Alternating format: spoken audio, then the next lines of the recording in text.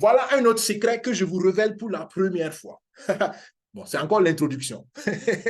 Le ratio de Sharpe, vous connaissez. Mais restez, le diapositive qui va suivre est un secret que je n'ai jamais encore dit et je pense que beaucoup de la communauté d'Easy n'ont jamais compris cela parce que Dr. Anabeka l'a dit dans des interviews et beaucoup, comme ils ne s'intéressent qu'à gagner de l'argent et à ne pas comprendre le projet, malheureusement, ils passent à côté de cet état. Depuis quelques mois, j'ai introduit le ratio de Sharpe. Quand je l'ai compris, j'étais épaté, j'étais ébahi. Le ratio de Sharpe, c'est quoi? C'est le rendement par unité de risque. Rendement par unité de risque. C'est-à-dire que si vous prenez un risque, combien est le facteur de rendement?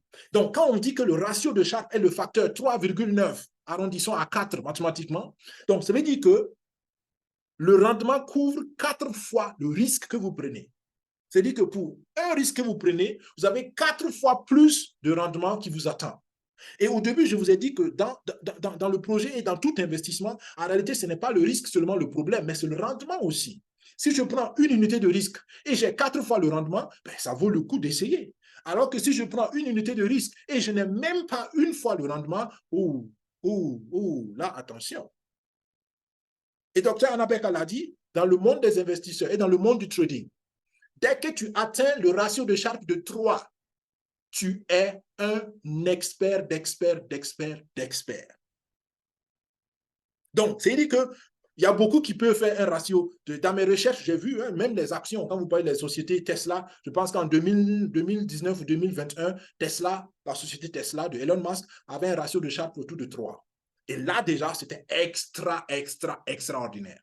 Donc, c'est pour dire que c'est un indicateur économique, ce n'est pas Andotech qui l'a inventé. D'accord? Donc, mais à partir d'un ratio de Sharpe de 3, ça veut dire que ton rendement couvre 3 fois ton risque. Waouh! Ça veut dire que ton opportunité est extraordinaire. Déjà, à partir d'un ratio de Sharpe de 1, ton opportunité est super. Selon les situations, même quand le ratio de Sharpe ne vaut pas 1, l'opportunité peut toujours être bonne. Mais il faut analyser certaines choses. Maintenant, vous voyez, pour ceux qui sont habitués à cette présentation, j'ai ajouté un petit détail en rouge. Le ratio de Sharpe définit le rendement par unité de risque, mais il y a plusieurs manières de juger le risque.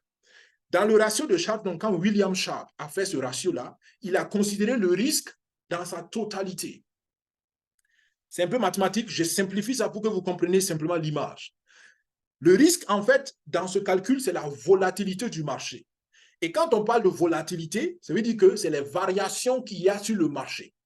Et quand William Sharpe a défini ce ratio, lui, il a supposé que il y a un milieu et le risque, la volatilité, pardon, va à gauche et à droite de la même manière. Donc, ça veut dire que la volatilité du marché, le changement sur le marché est réparti équitablement en positif ou en négatif. Quand on dit la volatilité, ça veut dire que vous pouvez utiliser au niveau 0 et quand ça monte au niveau 10, peut-être vous avez une volatilité, mais c'est positif parce que vous gagnez de l'argent et ça peut descendre à moins 10. Moins 10, ça veut dire que c'est volatile vers le bas et là, vous pouvez perdre de l'argent. Donc, le ratio de Sharpe tient compte de la volatilité totale, ce qui est bien. Mais il y a un deuxième ratio et là, Dr. Anabeka l'a dit dans une interview et je sais que beaucoup n'ont pas compris ou beaucoup n'ont pas su de quoi elle parlait parce qu'elle n'a même pas commenté ça. Elle a juste montré l'image. Mais ceux qui connaissent, connaissent et savent. Et vous voyez que là, elle a présenté le ratio de Sharpe et un autre ratio qui s'appelle le ratio de Sortino. Ça sonne italien, mais c'est un Américain. Donc, peut-être qu'il a des ancêtres italiens. Il avait des ancêtres italiens. Donc, il y a un deuxième ratio qui s'appelle le ratio de Sortino. Et vous pouvez faire des recherches si vous voulez. Mais le ratio de Sortino, maintenant, vient combler et accompagner le ratio de Sharpe. Parce que Sortino se dit, attention, Sharpe, lui, considère la volatilité dans les deux sens. Dans le sens positif comme dans le sens négatif. Alors qu'en réalité, la volatilité dans le sens positif, ça m'arrange. C'est une volatilité, mais ça va dans le sens de mon gain. Le problème ou le plus dangereux pour moi en tant qu'investisseur, c'est quand la volatilité va dans le sens négatif. Donc, Sortino a utilisé le même principe que le ratio de Sharpe, mais il s'est concentré seulement sur la volatilité négative.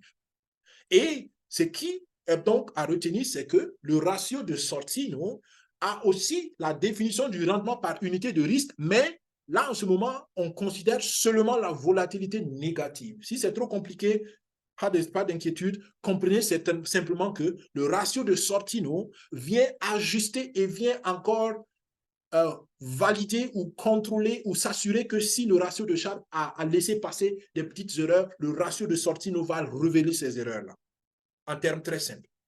Et Endotech regarde les deux. Et regardez ici, elle a donné un exemple, ça c'était l'exemple sur le Bitcoin dollar. Et là, on a un ratio de Sharpe de 3,63. Alors, on est toujours au-delà de 3, ce qui est très bien pour le ratio de Sharpe. Maintenant, le ratio de Sortino, ça se mesure sur 100 et on a 71 sur 100. Là encore, plus de 70%. Donc, plus le ratio de Sortino est élevé, plus l'investissement est rentable ou, disons, le risque est ajusté ou le rendement est ajusté. Donc, voilà un autre secret pour rassurer vous. Je veux que vous compreniez encore une fois que ce projet-là n'est pas un projet qui veut collecter votre argent pour que Dr Anabeka s'achète sa Lamborghini. Elle n'a pas besoin de Lamborghini. D'accord?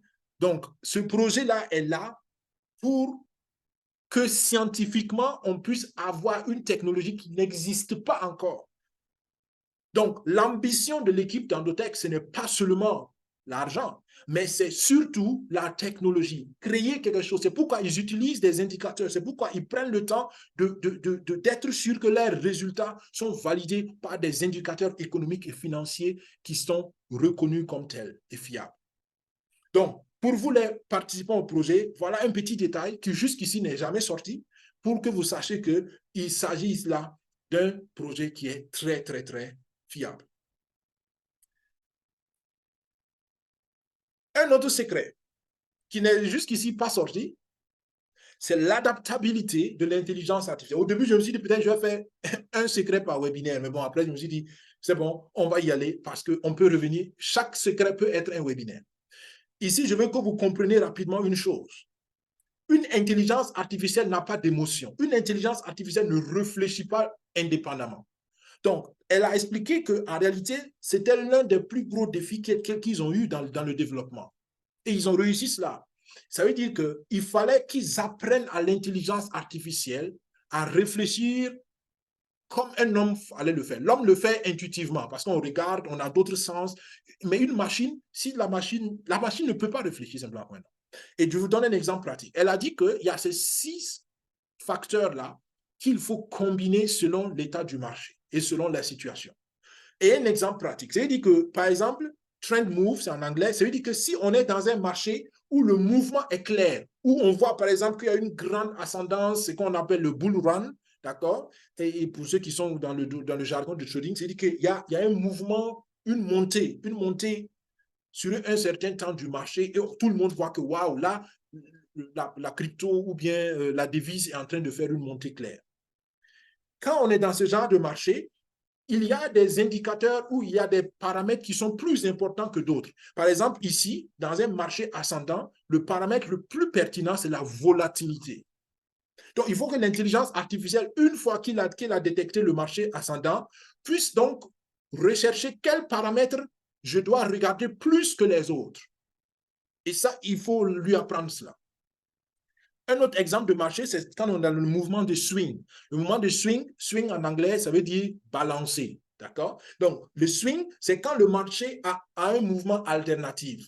D'accord? Assez répété. Ça monte, ça descend. Ça monte, ça descend.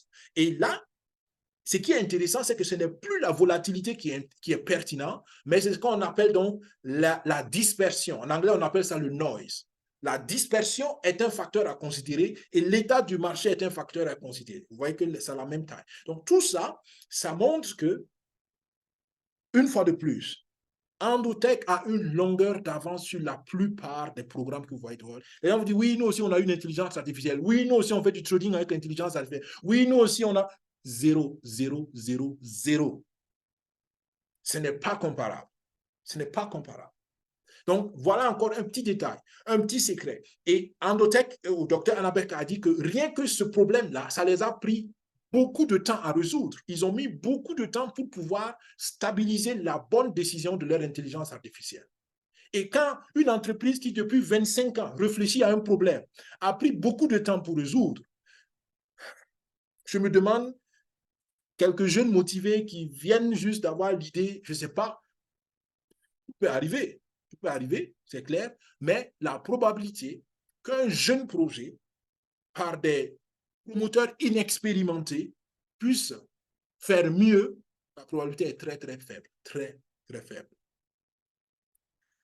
Et donc, avec ça, je voulais que vous soyez rassurés, vous qui êtes dans le projet, qu'on tient le bon bout. Et vous qui pensez à engager le projet, selon moi, vous faites bien d'y penser. Et j'espère seulement que vous n'allez pas rester à y penser, mais que vous allez passer à l'action. J'aime le dire, il y a une grande différence entre « Ok, je pense que je vais le faire et je l'ai fait ». Je l'ai fait, j'ai pris une action et j'ai foncé. Je pense que je vais faire, je vais venir, je vais me préparer pour venir, je suis en train de me préparer à venir. Tout ça, vous n'avez pas encore fait. Celui qui a fait, a fait. Celui qui va faire, il n'a pas fait. C'est aussi simple que ça. Et il y en a qui vont dire, ils vont faire, depuis des années, ils disent qu'ils vont faire. OK? Un jour, ils vont faire. OK. Un jour, le monde va finir. D'accord? Donc, c'est pour vous dire que tout ce qui compte, c'est passer à l'action. Passer à l'action. Si vous avez compris le minimum, engagé. Avec le niveau 1, OK, allez-y. Si vous pouvez, aller pour le niveau 5. Et vous verrez vous-même.